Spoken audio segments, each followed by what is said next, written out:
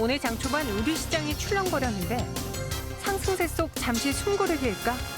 아니면 또 다른 시장 변수가 존재하는 걸까? 양시장 현재 상황을 평가해보고 투자 전략 포트폴리오도 구성해서 공개하는 시간 준비했다.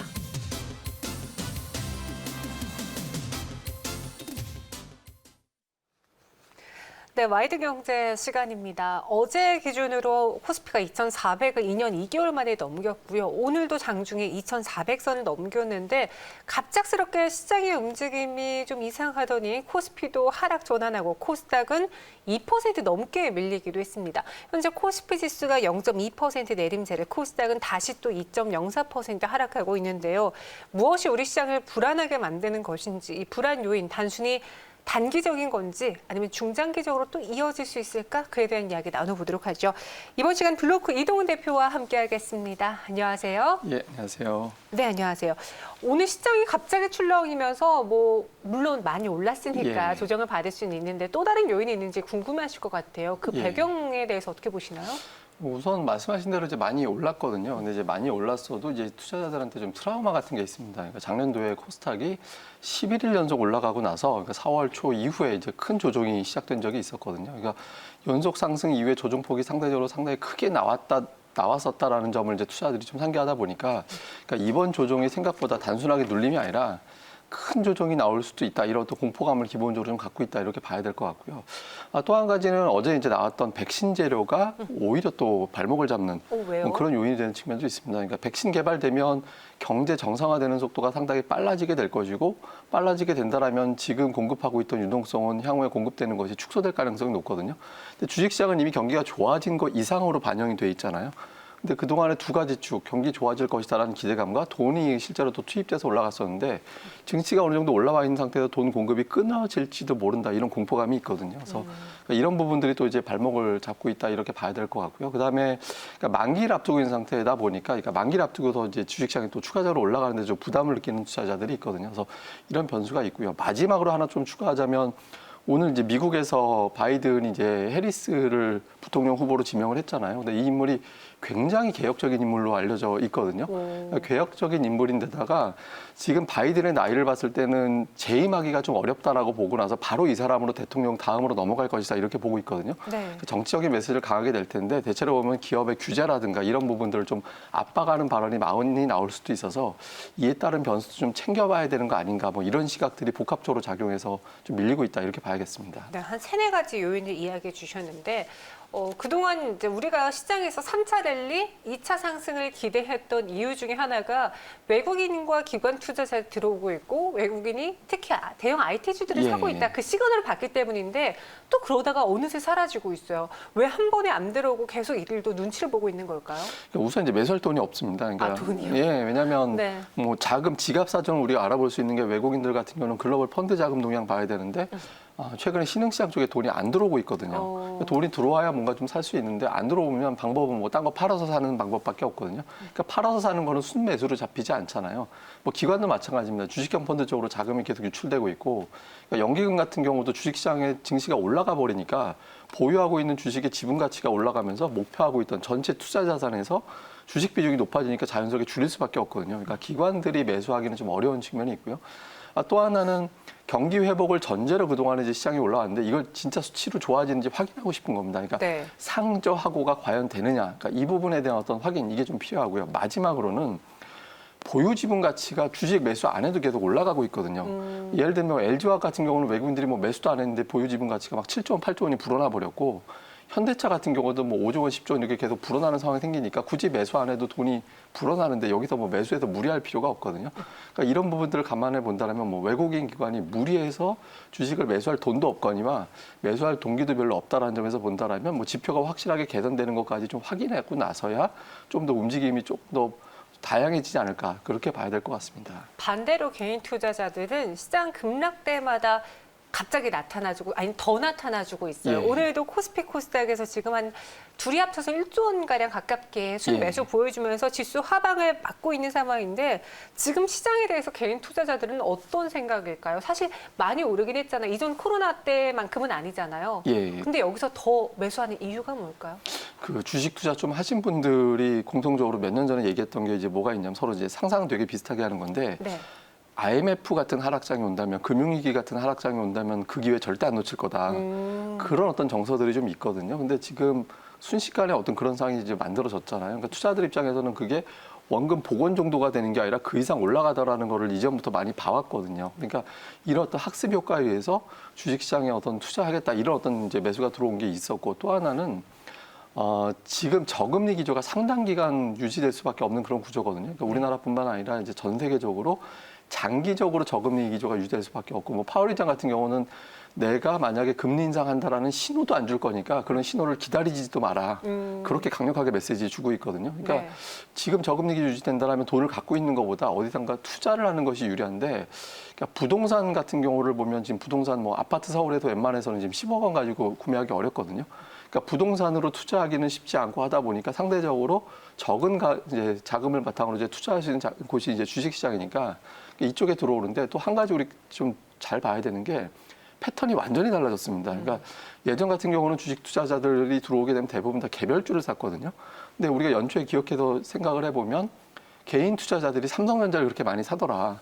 그러니까 이제 우량주를 많이 사더라 이렇게 되고 있거든요. 그러니까 개인 투자자들이 중장기적인 관점에서 주식을 투자하기 시작하는 거예요. 그러니까 이렇게 되면 어떤 효과가 있냐면 우리가 몰라서 잘 생각해 보면 삼성전자 같은 경우는 유통 주식이 생각보다 많지 않습니다. 그러니까 네. 외국인 지분이 60% 되고 연기금의 삼성 계열사들 지분 생각해 보면 삼성전자 유통 주식이 20% 정도밖에 안 되거든요. 그러니까 이런 대형주들의 유통 주식을 추가적으로 더 줄이는 효과가 있는 거예요.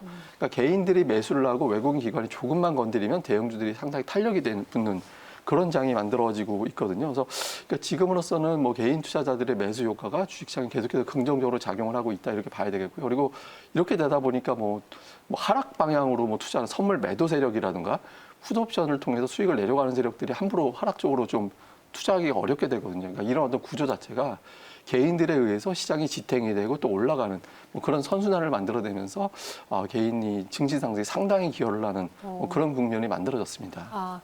시장에 대해서 이해가 좀 되는 것 같은데 앞으로의 전망을 해보자면 우선 가장 힘들었던 1,400선에서 여기까지 올랐습니다. 한 차례 살짝의 고빈이 있었어요. 저항선이 한 2,000에서 2,200선 사이에서는 계속 횡보하는 모습 보여주다가 이제 2,200 뚫고 나서 2,400까지 또 순식간에 온 거거든요. 예. 2차 랠리가 시작된 거예요? 아니면은 될까요? 그러니까 결국에는 이제 네. 백신으로 봐야 되는데요. 네. 이제 뭐 우리가 앞서 얘기했을 때는 이제 백신이 개발되는 게 오히려 오늘 발목 잡은 측면이 있다. 그러니까 백신 개발돼서 돈 유동성 덜 공급될 것 같으니까 오늘 미국에서 빅테크주들이 쭉 빠지는 그런 형태가 나타났잖아요. 근데 네. 백신이 개발되는 게 악재가 될 수는 없죠. 그러니까 지금 특히 우리나라 같은 경우는 수출 비중이 상대적으로 이제 높은 나라이기 때문에 그러니까 미국이 됐든 중국이 됐든 유럽이 됐든 어떤 수요가 살아나는지 여부가 상당히 중요한데 지금 그러니까 저는 좀 다른 관점으로 보는 게 푸틴이 등장을 했는데 지금 이제 일부에서는 러시아 백신 불신한다 뭐 이런 어떤 이야기들 많이 나오고 있잖아요. 근데 푸틴이 없는 성능이 약한 백신을 갖다가 지금 자랑할 동기가 있을까? 그러니까 정치적인 어떤 시각을 다른 데로 돌리기 위해서 백신을 자랑할 이유도 상대적으로 푸틴은 약하고 그다음에 자기 딸한테 이제 맞췄다라는 어떤 메시지까지 보낼 정도라면 이건 상당히 자신감이 있다라고도 볼 수 있거든요. 그러니까 네. 이거는 러시아 백신에 대한 효능을 떠나서 지금 백신이 사실상 패권 경쟁이거든요. 영국과 미국과 유럽에. 그러니까 속도를 상당히 앞당기는 효과가 될 수 있다라고 보고 이렇게 된다라면 글로벌 경제 정상화까지 상당히 속도가 앞당겨질 수 있다라고 봐야 되거든요. 근데 백신이라는 게 이제 개발 기대감은 있긴 하지만 이게 실질적으로 전부 접종돼도 효과를 내기 위해서는 아마 1년 안에는 안 될 겁니다. 그러니까 뭐 빨라야 이제 10월에 접종된다 하더라도 네. 광범위하게 되기 위해서 뭐 내년도 2분기 이상까지는 기다려야 되거든요. 그 전까지는 계속해서 경기 부양책은 유지될 수밖에 없기 때문에 네. 돈은 계속해서 풀릴 것이고 백신에 대한 기대감은 계속 부각될 것이고 그러니까 이런 부분들이 이제 계속 재료가 될 수 있다는 점에서 본다라면 그러니까 매수가 들어올 수 있는 환경은 충분하다라고 봐야 되고요. 그리고 또 눈으로 이제 기업들별로 실적이 턴어라운드 되는 그런 과정을 계속 보게 되거든요. 그러니까 네. 지금 투자자 2차 랠리라고 표현하시지만 사실 제가 이제 그런 표현 들었는데 첫째 삼성전자가 놀고 있고 네. 둘째 하이닉스는 올라가지도 못했다. 그런데 지수가 2,400까지 왔으면 심지어 원투펀치가 올라가게 되면 시장은 더 올라갈 수 있다. 그러니까 놀고 있는 종목군들이 움직이기 시작한다면 또 공간이 있거든요. 그래서 이런 부분들 감안해 본다라면 충분히 뭐 2차 상승 가능성은 열려 있다 이렇게 봐야겠습니다. 그 말이 와닿네요. 삼성전자는 놀고 있고 SK하이닉스는 오르지도 않았다. 정말 그러고 보면 이 두 대장주가 올랐을 때 코스피 지수가 어디까지 오르게 될지 그림이 그려집니다. 마지막으로 하반기 준비 포트를 한번 정리를 해볼게요. 지금 대표님은 어떻게 하반기를 대응하고 계신지요? 그러니까 제가 이제 여기 방송에 3월 말, 4월 초에 이제 종목 추천했던 걸 지금 찾아보니까, 네. 그러니까 이제 3월 말에 말씀드렸던 게 이제 KMW, LG화학, 현대차, LG, 그래요? 예, 그런 게 있었고요. 4월 초에는 키움증권, 하이닉스, 카카오였더라고요. 그러니까 이게 대체로 보면 약간 이제 그 언택트 국면에서 조금 피해갈 수 있는 종목들로 많이 설명을 드렸었거든요. 근데 네. 지금은 역으로 오히려 수출주들을 좀 많이 보고 아까 제가 조금 전에 뭐 놀고 있는 종목군들이 있다라고 말씀드렸잖아요. 그러니까 이쪽에 좀 포커스를 맞춰야 될 때가 아닌가 이렇게 보고 있습니다. 그래서 이제 구체적으로 말씀드리면 예를 들어서 석유화학.